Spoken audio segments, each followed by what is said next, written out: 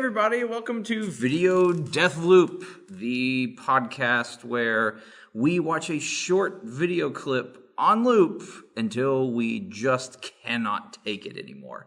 I'm your host for this week, Aaron Littleton. With me is your co-host for this week, John Hurst. I prefer co-conspirator, but Co-conspirator. I'm the host. You're the co-conspirator. I mean, I'll take co-pilot.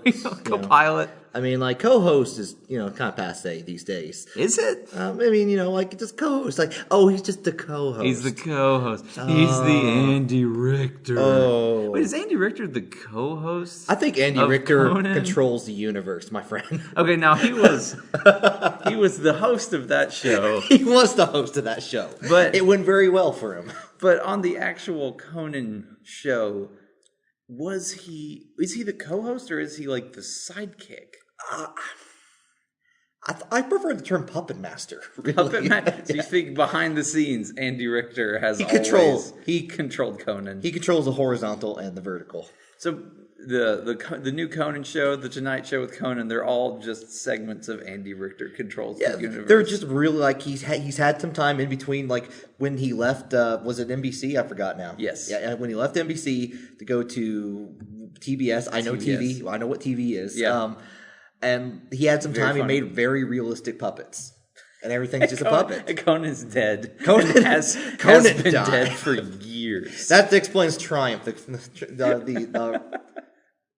Well, whatever. Like Triumph, the insult dog? Yeah. I don't know. I think maybe he started with that. It's not exact, but now he does other things. Yeah. I don't know. He worked on puppets. Anyway. This is not a show about talking about Conan O'Brien. And puppets. But no, I mean, I guess it is because we are, but that's not what we're trying to do. We're trying to watch a video clip on loop until we are just driven mad by it. And this week was my choice of video clip. And so, John, you have no idea what this is. I have absolutely no idea. Oh, man. You're in for a treat. I've picked one. Gosh, we might as well just start it. And, John, are you ready to get caught up in it? I'm scared now because you gave me a hint. I did give you a hint. And let's do it. Let's do it. Right, let's make it happen. Hit play over there. All right. In 3, 2, 1, go. Crossfire! Yes, it's the Crossfire commercial. Man.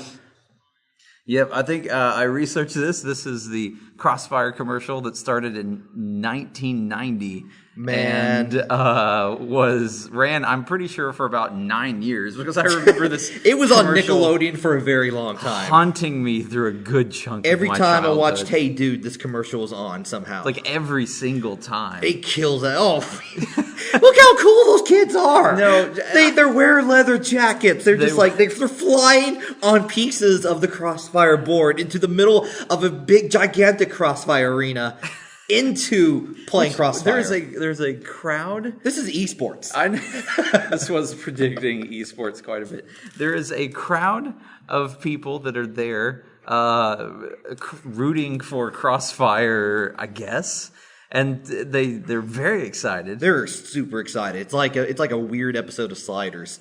So just to, if you haven't seen this commercial, it's two kids. They're about 8 to 10 years old. They come flying in on Crossfire pieces, flying in out of wearing leather jackets. Wearing leather jackets. Like they're Mad Max style, basically. Cool 80s post-apocalyptic pants. And there's a thunderstorm, which they seem to be flying through. I don't think it's above them. I think it's happening around them. I think that's the battle of final judgment. This is what determines our fate, basically.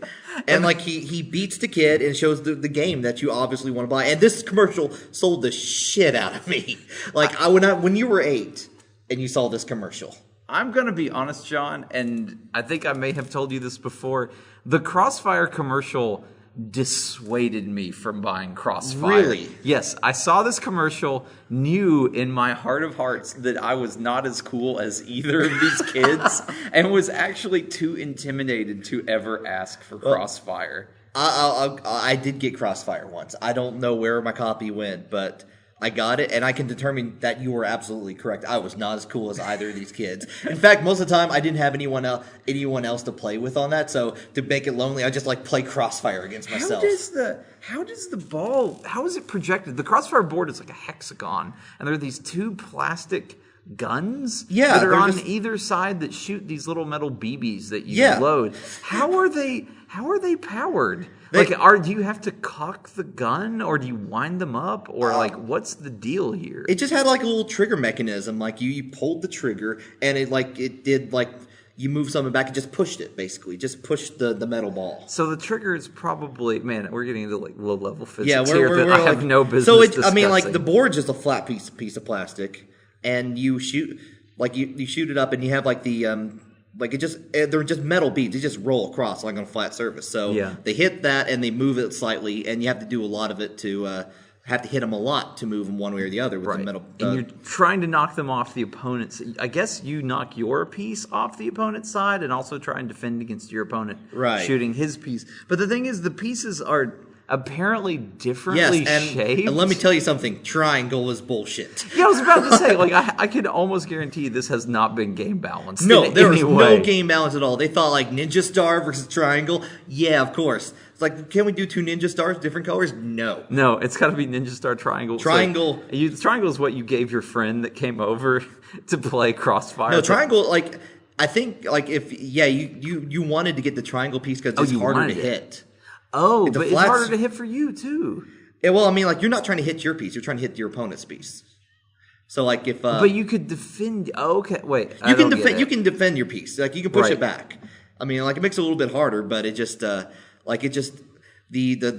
asterisk, the star, will just get caught in pieces and somehow push it a little further. Like, seem like stuck there for a little bit longer with the metal bead. I'm way into Crossfire metagame right now. So someone out there has got a video let's play of Crossfire. You know it. They're on their GeoCities side. They have strategies for the web ring. I love how at the end of this commercial, when the little curly-haired kid that wins beats like the little other kid. The other kid like spins in a loop very quickly and then flies off, presumably to die. Like, there's no way that kid is still alive. If you want to turn this up, just turn it up in the actual video player. Okay, yeah, because I want to hear one specific thing in here. Yeah, that's Crossfire. good. Think about like this is basically it's like, hi, hello, John. We have come here to sell a product specifically to you. Because of the like metal sounding song. No, leave it up. We need to hear this. It's Crossfire. Yeah, it's a real hair metal sounding song. Yeah, just like you imagine like the older version of these two kids, like in their primped up hairstyled hair, like with bandanas that look like Zubas, like walking and go Crossfire. They're still playing Crossfire. What are their names? Their names are Cross and Fire. Oh wow! Okay, so these kids are both love Crossfire, compete in it, as the commercial says, sometime in the future. Yes, in the dark future of Crossfire, which apparently involves fire, first of all. And then in the mundane actual future of 2016, they're just a crappy hair metal cover band that only covers the 30-second Crossfire commercial. Basically, theme. Gotcha. They try to go into other TV game board themes, like Hungry Hippos, the Trouble theme, like Headache. You know, anything Milton-Bradley, basically. But wait, so in this world, did these two kids also write the theme song when they invented Crossfire as these super cool pre-teens? Did they hire some other hair band would-be of the day to sing the theme song for them?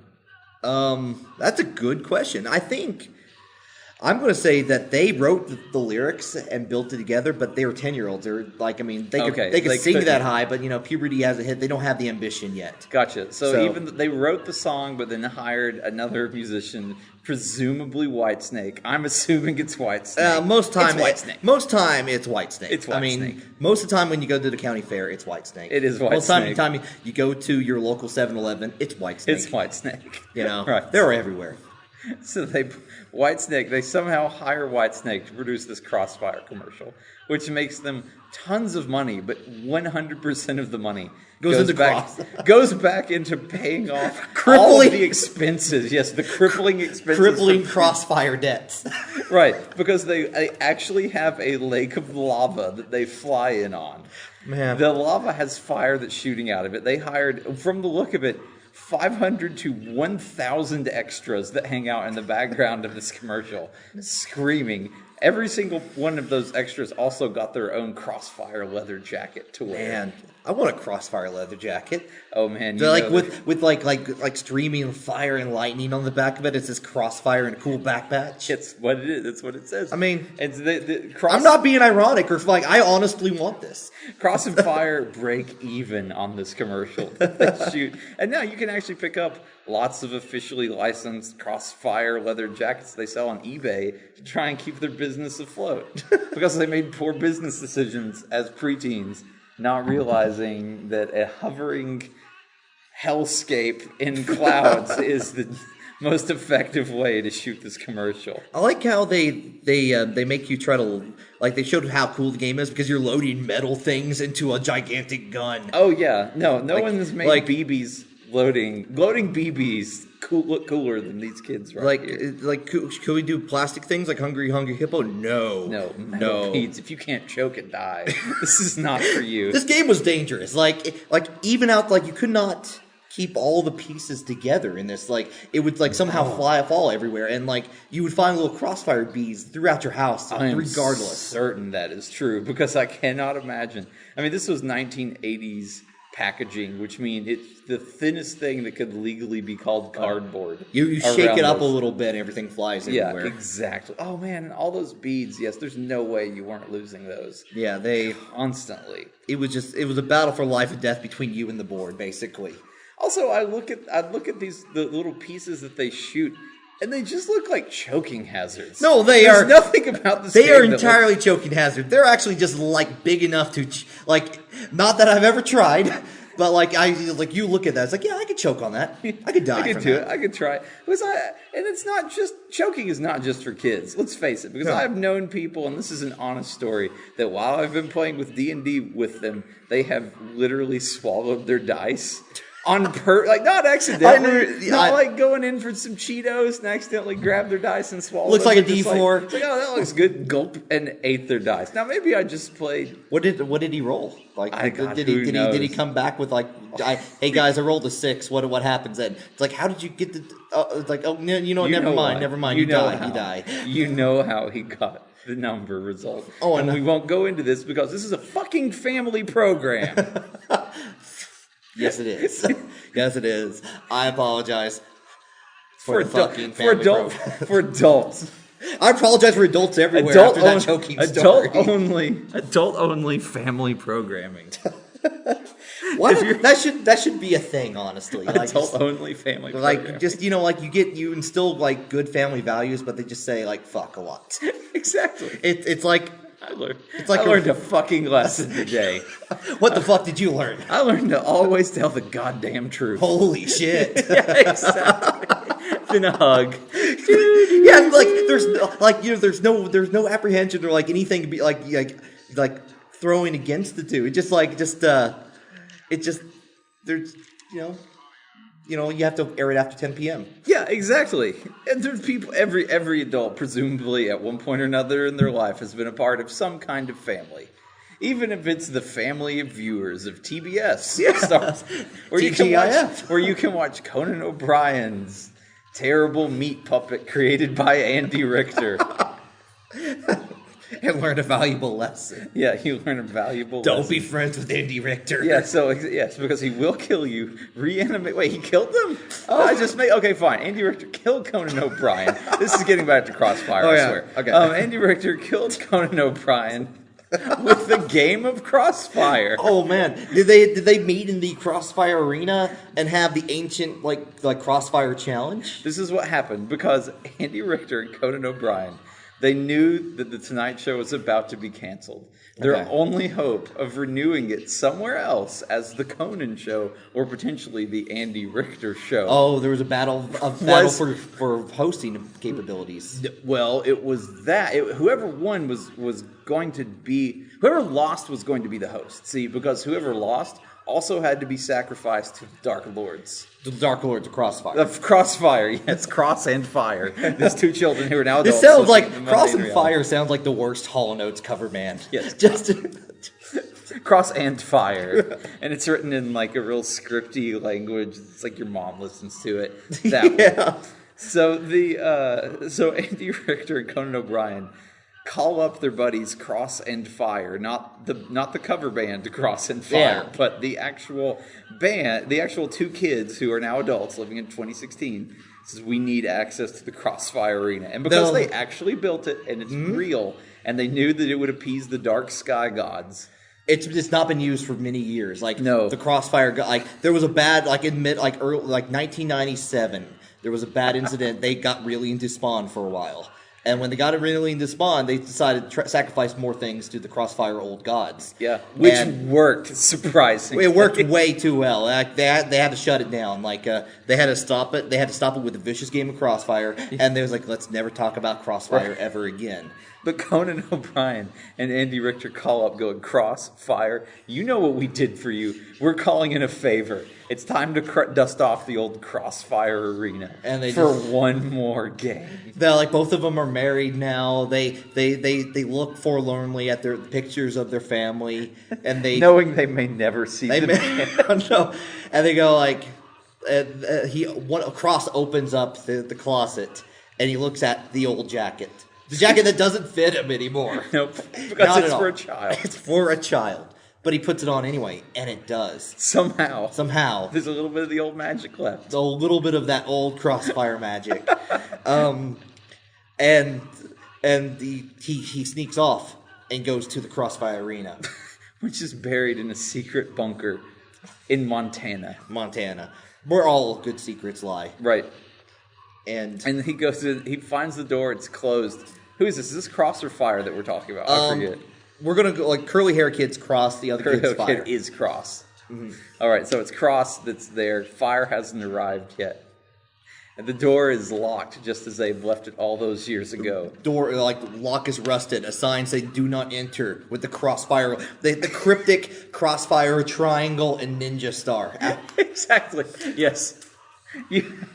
You have to trace the ninja star and the cross onto a secret panel. Yeah. And the door slides open with cobwebs and dust coming down as it opens up to reveal the dank entryway into the burial chamber of the Crossfire Arena. Does Conan and Andy Richter meet them there? Yes. They haven't lifted off yet. Conan and Andy Richter know that whoever loses this game of Crossfire will become the host of their new television show, but will also have to be sacrificed and brought back as a terrible meat puppet. This is also part of the TBS execs actually know this is part of the clause, and they just it's a funny joke. It's a funny joke. Oh, this is great. This is going to be web content. That's what this will be. Yeah, they're all into it. They think ratings and everything. No, it's for life. Everyone wants to see. Everyone. Let's face it. Everyone. If TBS sent out a Twitter that said, watch one member of one of your favorite comedy shows be sacrificed to the Dark Crossfire gods tonight live on our streaming service, by God, if you wouldn't be there, you'd be watching the pre-roll. You'd be ready to see what this thing happened. TBS, we know comedy. Very funny. So when they dust off the arena, it's still it's exactly how they left it. It's draped in those big cloths that people always put over things. Oh, the ones where they pull it off and immediately comes off in one pull. And one big pull that protects it from dust for some reason. Oh yeah, it makes it pristine, perfect. I don't know what those do. I've never stored anything in there's an still underground. There's still a couple of Crossfire crowd members who are skeletons now. Yes. Is stuck in the pose of being excited. Right, because they saw a Crossfire piece and tried to swallow it and just died there. Yeah. Try to become one with the Crossfire gods through the metal beads that spilled out. Because those beads did spill out of that Crossfire. There was no way. It was like a terrible game of pool, basically. I'm sure that you're right. So, of course, they load up, they dust off the old arena, and they look, and the power supply is low. They've got to recharge it with the power that lets it fly through lightning clouds, which is, of course, plutonium. Oh, yeah. Yeah, of course. But they owe Andy and Conan a really big favor for what happened back in 98, which we don't know. Mm-hmm. So they're going to have to go out and source some plutonium. In Montana. in Montana. Not an easy place to find plutonium. No, I mean, you can surely in Utah, it's in every corner store. Oh, yeah. In the year 2016, I'm sure plutonium's in every corner store. But not in Montana. No. Definitely. It's like asterisk, not in Montana. It's a little... No. So, of course, they have to take a road trip down to Utah to pick up plutonium. Yeah, you know, go into those where they bury all the nuclear waste. Yeah, ye olde corner store of nuclear waste disposal. Yeah, they got those. Yeah. I've never been to Utah. You haven't. You don't know. No, I don't know better. So. I don't know. People of Utah, sorry, this is what your life is now. So Crossfire take a trip down to Utah where they discuss the happenings of 1998. Of course, a year after they had to pack up their... What did they pack up in 97? I've already forgotten. What happened in 97? We don't know yet. We haven't talked about it. Oh, we don't know. Okay. Something went wrong. Like they got really into, like, you know, it was a late 1990s were a dark era of media technology. Right. Like, you know, Spawn came out. Oh, yeah, Spawn. Yeah. Something happened with Spawn. Yeah. They invested in Image Comics. Todd McFarlane came out. Just, That's right. Yeah, this is what happened. He promised an action figure deal with them. No, that's right. What happened? Smash cut, 1998. Intrigued by the creators of Crossfire, Todd McFarlane shows up at their estate, the Crossfire estate. He's actually a longtime crowd goer. He survived several games at this point. Yeah, now he wants more. He swallowed the pieces and survived. Yeah. So he's part of the inner cabal of Crossfire. Yes, he is. So he arrives at the stately Crossfire estate, which is not in its best days in 1998. But in a different way than how they found it in 2016. It's like no. This is the estate. This is the estate. This is the Crossfire estate they made with their Crossfire eBay leather jacket sale money. Okay. The other place is the resting ground, the burial chamber of the Crossfire apocalyptic arena. Oh, I mean that's fine because like both areas are covered in blood. So. Yeah, no, they're totally covered in blood. Todd McFarlane shows up, lets himself in, and walks in to their brand new game of adult-sized Crossfire that involves actual guns. And you run around on your side of the arena, and there's giant, jagged metal pieces, and you shoot at them. And this is what, with your gun, and this is what Crossfire do all day long. 100% of the day. Like against each other, or just like that's what they do. Random people in Montana? No, it's just Cross versus Fire. They're the only ones that play it. Out of the 12,400 games they've played, is exactly tied at 6,200 games apiece. Wow. A perfect 50-50 win-loss ratio against both Cross and Fire. So they have to have a tiebreaker. Yep. And they're having it right as Todd McFarlane comes in. Cross drops down on his knee and shoots, knocking the triangle piece that he's shooting that day directly at the door where it decapitates Todd McFarlane. Oh, no. They look down. They have no idea what they're going to do. Everyone knew it was a very public visit that Todd McFarlane was paying to the reclusive Crossfire estate. And now he's dead on their watch. So this is where the Crossfire old gods come in. Right. Who no one has a more direct line to them in 1998 than Conan O'Brien. Exactly. And Andy Richter. Former two-time champion of Crossfire, Conan O'Brien. Yes. So they do the one thing they know how to do is they call Andy and Conan, who show up and agree to perform the resurrection ritual for the meat puppet resurrection ritual. Like it turns him into a meat puppet. Yes, which is controlled by Andy Richter. He has to sacrifice part of his brain power at all times to let Todd McFarlane function. If he ever stops concentrating ever again, Todd McFarlane will crumple as a dead, living sack of meat. Well, I mean, a dead living. The good thing is, I don't think anyone's actually seen Todd McFarlane for several years at this point. So they know it's going to be okay. Yeah. As long as they can get him up and moving around, and he looks like the dude on his driver's license, they're kosher. Make a couple of visits to his family every year. Yep. Talk about it. I'm making some new action figures. Got some new things on the line. Got new Spawn content, and that's all you have to do. You don't have to do anything. So. Exactly. Conan and Andy show up. They prepare and perform the ritual. Todd McFarlane is resurrected as a zombie of himself, which is, again, why in 1998 Spawn took a noticeable dip in quality. Yeah, no one remembers Spawn after that point. Nope. The movie came out, and that was Andy Richter's doing, basically. Yeah. He thought, maybe if I make this movie, maybe no one will, notice. And it'll go to his kids. They won't care so much about having a brain-dead zombie meat puppet for a dad if they can get that sweet Hollywood Spawn money. And they did, but, the movie was a flop. Yeah, it wasn't good, but, Andy did what he could. Yeah, Andy Richter did his best for Spawn. He tried. By God, he tried, but it just wasn't his wheelhouse. He's a comedian. He's a comedian and a necromancer. That's not the same as drawing. A necromedian. A necromedian, yes, exactly. It's on his business card, necromedian.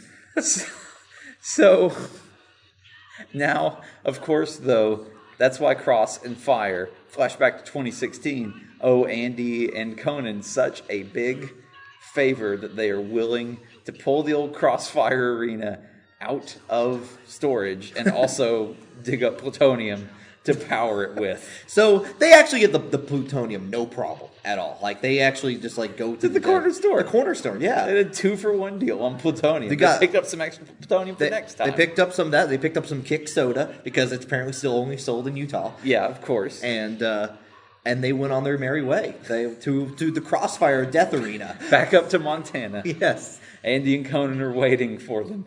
Not sure they're going to show, but of course, who could turn down Andy and Conan after they performed such a vital deed that kept them out of jail? Yeah. So they load up the Crossfire arena with plutonium. They store some for the next time. It's invariably dusted off because, by God, they've killed a lot of people and employed a lot of necromancers over the years.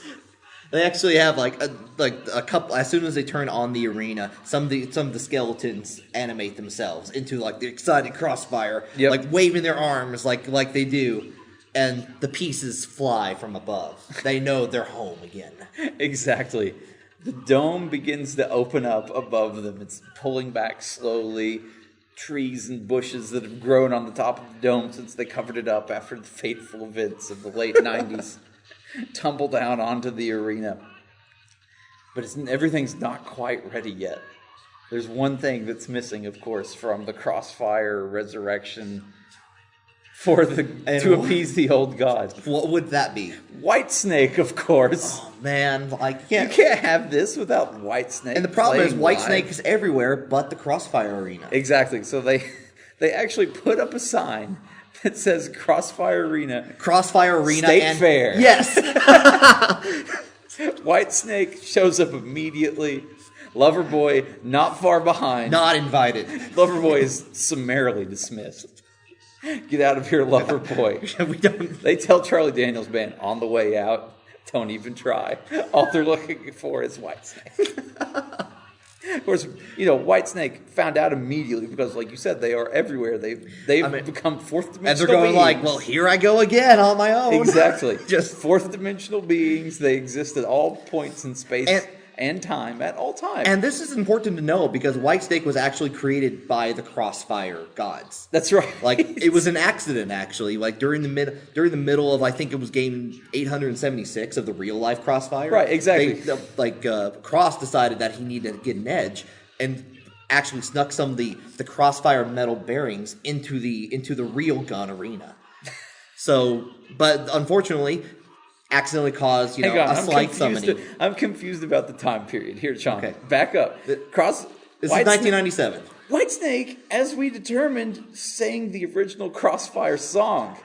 The original version of Oh Whitesnake. shit! No, you're right, because Whitesnake, like we said, exists in all points in time and space. So even though they were created in our perception in 1998 during the actual live gun version of Crossfire, played in the Crossfire arena or the Crossfire state, they exist in all space and time. So they actually performed the song back in late. You took the words out of my mouth. Yeah, I know that's where you're going for. I Obviously. know exactly. And not only that, Whitesnake appears in all. Like anytime that you've had a good event, Whitesnake is there. Anytime you've had a bad event, Whitesnake is there. That explains the depth and range of their albums. Exactly. Yeah. So they're aware of all things, and they travel via State Fair. Like that's their time machine essentially. That's their fast travel point. Yes. Whitesnake could go to any point, but what they do is they warp to the closest State Fair via fast travel and then walk the rest of the way. During summer, it's super easy. Yeah, they don't do much during the winter. No, honestly, like time stops.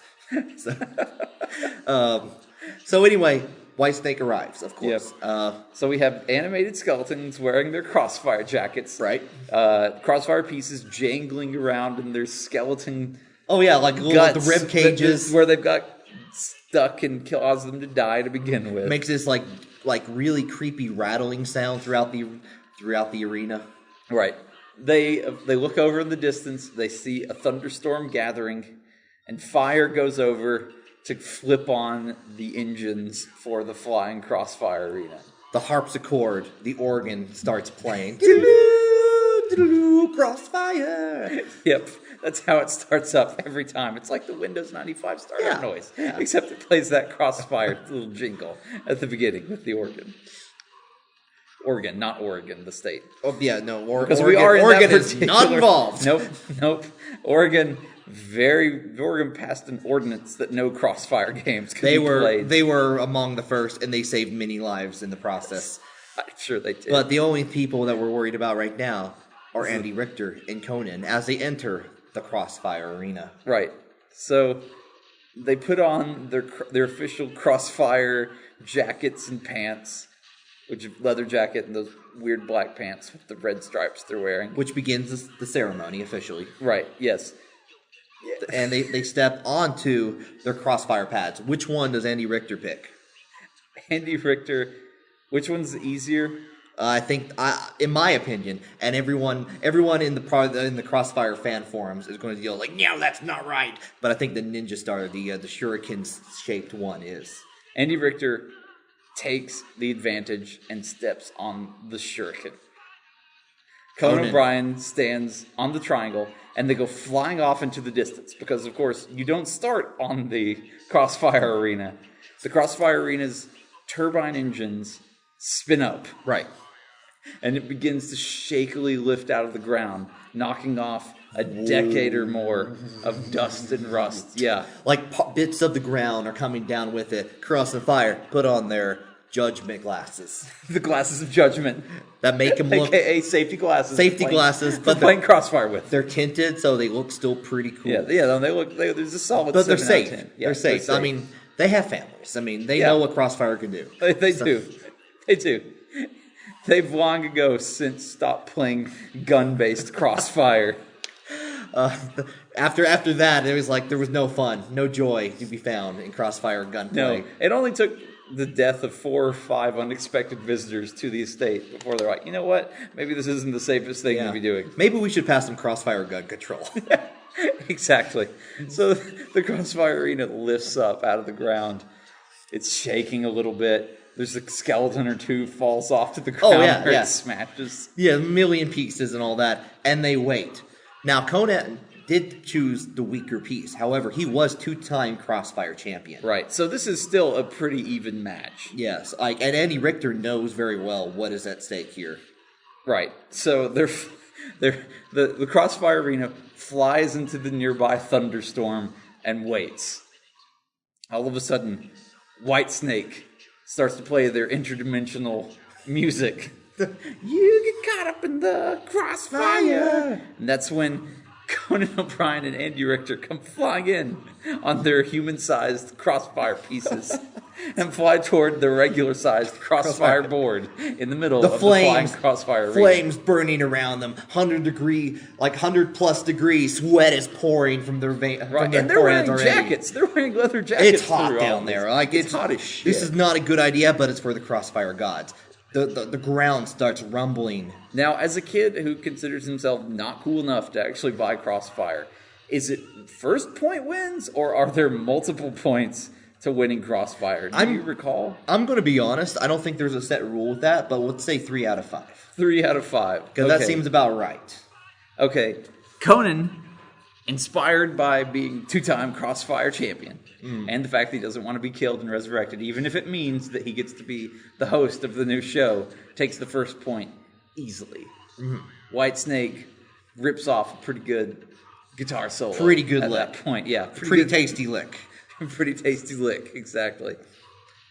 Oh, They're just improvising. They're that good. They're that good time travelers that they can not only travel through time via state fair, but they can improvise a song at any given moment during Crossfire. Exactly. Because they exist in all points of time and space, all songs they play are both brand new and incredibly familiar to them because they've played them for an infinite amount of time at this point. What we're really saying is Whitesnake is the greatest band. Yeah, exactly. How could you not be? Being omnipresent fourth dimensional beings. That's Whitesnake most obviously is. So, second point starts. It's a little bit back and forth, but Andy Richter takes this one. Okay, so it's Conan 1, Andy Richter 1. Right. 1-1 tied. 1-1. At this point, do each of them do the yeah?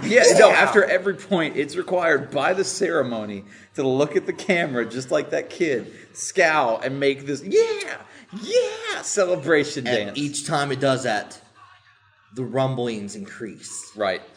Point 3. The ceiling starts to crack a little bit. More and more skeletons are tumbling from the edges. One has a cutlass. No one knows how it got it. Exactly.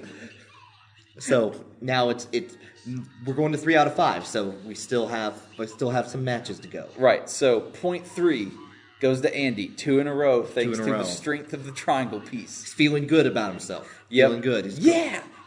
He yells. The thunder grows louder. The rumblings grow stronger. Cross and Fire have never seen this in their entire Crossfire lives. No, their very perilous position that they're standing on, judging this from, begins to sway. The rusty metal. It's like a giant announcer stand in the middle of the raceway. It's swaying back and forth as the grumblings grow even louder. Andy Richter gets cocky though. The 4th round goes to Conan. After a vicious back and forth between the two pieces, Conan finally gets his piece into Andy Richter's side. The ground shakes all around the announcer table. Real Montana lava spurts out from the ground. Yes, the fake lava that they have in this is being replaced by actual lava. The Crossfire gods are near. Like real volcanic activity never seen before in Montana is happening right now because of Crossfire. The Montana legislature knows exactly what's going on and rushes to pass Crossfire laws before this can go even further. They're aided by the Utah legislature to get them the exact text of the law, but at this point it's too late. No, it's too. This is the mere hours of night, and it's too far away. Yep, exactly. So Piece 5 begins. Yeah. So it's 2 and 2. 2. Anything could happen now. Last point wins. The fate of a single man becoming a meat puppet is at this final match. Conan and Andy are aware that they are literally playing for their immortal soul at this point. And so the match rages.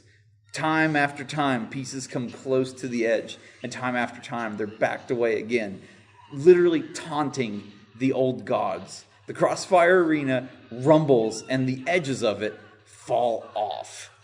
Literally dozens of skeleton spectators tumble. They're all off. Skeletons now. There's just lava everywhere. Lava and skeletons. The only people left alive in the arena are Conan and Andy and Cross and Fire. And Whitesnake. Whitesnake, of course, questionable whether they are alive, dead, or immortal, being the 4-dimensional beings they are. Yes, they are unstuck in time. They exist and do not exist at all points simultaneously. The Crossfire thong. The Crossfire thong. That was sells out of the gift shop immediately. Skeletons wearing Crossfire thongs flood to the arena. Are they just like? There's no advertising, no social media presence for this. They're just coming by the urge of just Crossfire. Yeah, they feel Crossfire happening. They're doing their best to get up into the sky. Cessnas full of skeletons wearing thongs are crashing into the Crossfire arena. They come out missing parts of their bones, but by God, they're wearing their leather jacket and they're screaming for thongs. And they're screaming. And just Andy Richter's got the upper hand. He's almost got his piece into Conan's goal. Meanwhile, Conan sees a weakness on Andy's side and goes to exploit it, and then looks up and sees in his friend's eyes a look of desperation that he's never seen before. Just wanting that one time to control the universe. Exactly. The second time to control the universe. Conan takes a breath and releases his hand from the Crossfire gun. Cross looks to Conan. It's like, Conan, you've turned off your targeting metal bead shooter. Are you okay? Fire sees what's going on, though, and puts his hand on Cross's shoulder. No, he's giving up. He's accepted his cross fate. His cross fate. Cross, enraged at the lack of sportsmanship out of Conan, begins to climb down from the tower, but Fire says, no, let him do what he wants. No, Cross yells, it is an abomination to the gods. That's when the rumble, the lightning, the fire, the lava all come together in one gigantic eruption. And Crossthagen, the final Crossfire god, awakens from his deep, mortal Montana slumber.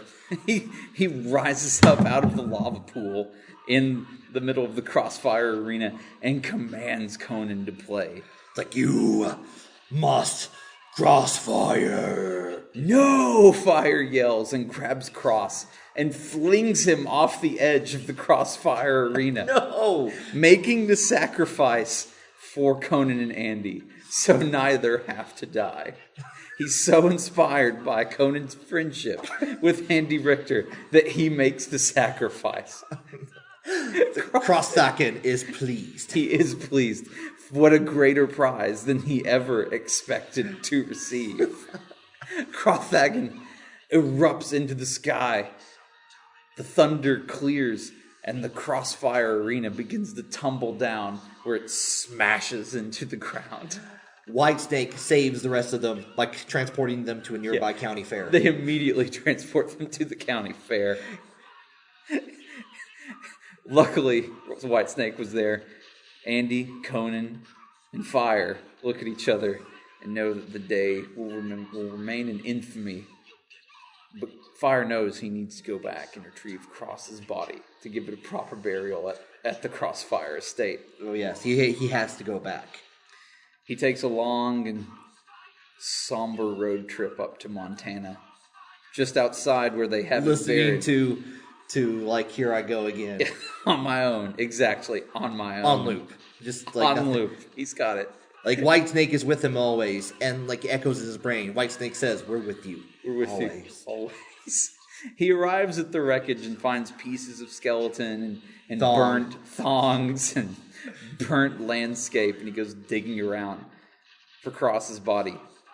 Eventually, he can't find it. And he starts digging through and looking in every crack and crevice. And he looks up after 3 days of hunting high and low for the remains of his friend into the turbine engine. And up there, he sees the mangled body. Yes, Cross had been caught up in it. Oh, no. I'm tapping. I got one. I got one more thing. Yes. Fire later went on to create the Settlers of Catan. The end. The end. I'm tapping. There you go. Okay. Yeah, without Cross. Yeah, he had nothing new. He just went to Europe and made board games. Yep, he got it. He leveraged his ability of a board game designer to make. He made Spiel de Jock. For good. He made Puerto Rico. Yeah, exactly. Yeah. Jesus. That was a rough Who one. would have thought that Crossfire had so much history? I don't know. Turn this video off. I can't hear it anymore. Please. Are you sure you don't want to hear Crossfire? I'm pretty sure. You've been caught in the crossfire. Oh my god. That's a bad commercial. No, That commercial's awesome. That's the greatest I commercial. can't say that. I just watched it. We watched it for about 42 minutes on loop, 30 seconds. If Monopoly had that commercial, I would be hella into Monopoly. 84 times. That's still a pretty badass commercial. I don't know if I'm going to want to watch it anytime soon. No, I'll load up Crossfire commercials. Aaron, if I find my Crossfire set, we will make a sacrifice to the Crossfire god. Let's do it. Wow. Folks, I hope that you remember Crossfire and how you've been caught up in it. Yeah, exactly. Remember Cross's unwilling sacrifice for Andy and Conan next time you turn on the Conan show. Oh God, man, I think we got to get out of here. John, you got anything that you would like to plug? I mean, other than Crossfire, other than just playing Crossfire, the hit game. Not at the moment. I would like to say that if you have questions for us, because I'm sure you have a lot of questions at this point. Why wouldn't you? Yeah, it's a lot of questions. Email us at questions@videodeathloop.com. And we'll try to answer them. We may have lore that you may be questioning us about. Yeah, no, if you've got questions about any of this intense understanding of any of these videos that we've been showing you, you can ask and we will answer. Yeah, we run the Crossfire Wikia page, but we understand we can't get to all the articles at once. Exactly. So, also check out my ebook, Fat Riker. It's by Aaron Littleton. It's on Amazon and all those places. Contains exactly 0 board games. Yeah, no board. I don't know. Maybe it has an Orange Julius, there's a lot of Orange Julius involved, which I think you're going to like if you like Crossfire. Yeah. So come back next week for more of this, I guess. Yeah. Just a different video. Yeah. With John hosting. Oh, yeah. All right. Thanks, guys. We'll see you later. Bye. Crossfire.